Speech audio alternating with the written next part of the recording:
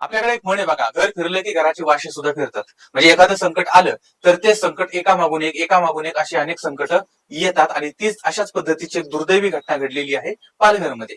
म्हणजे या पालघरमध्ये तब्बल 4 तास एक मृतदेह घराच्या छतावरती ठेवण्यात आलेला होता आणि त्या मृतदेहाच्या बरोबर ती घरातली सगळी मंडळी बसली होती, लहान मुलं असतील, मोठी असतील अशी. आणि भर पावसामध्ये, कारण घरामध्ये प्रचंड पाणी आलेलं होतं.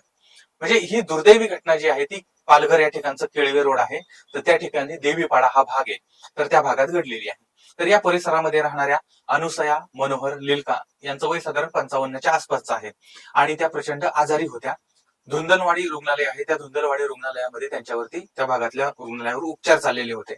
आता 5 जुलै 2026 म्हणजे रविवारी त्यांचं निधन झालं होतं आणि त्यांचं आता नंतर त्या बाकीच्या गोष्टी ज्या प्रोसिजर असते ती करता करता सोमवार पहाट उजाडली आणि सोमवारी पहाटे त्यांची बॉडी त्यांना मिळाली आणि ती बॉडी आता रुग्णवाहिकेमध्ये टाकण्यात आली आणि रुग्णवाहिका घराकडे निघालेली आहे.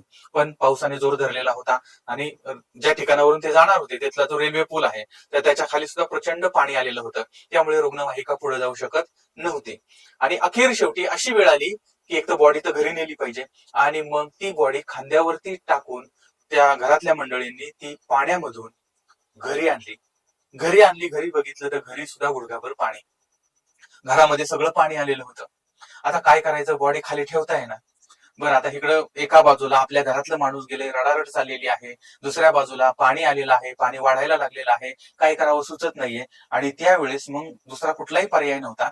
या मंडळींनी मग ती बॉडी जी आहे ती प्लास्टिक मध्ये गुंडाळली आणि त्यानंतर स्वयंपाकघर होतं त्या ठिकाणी त्या घराचे 2 पत्रे आहेत, त्या पत्रे काढले, त्यातनं वरती गेले, वरती जाऊन ती बॉडी घराच्या छतावरती ठेवली.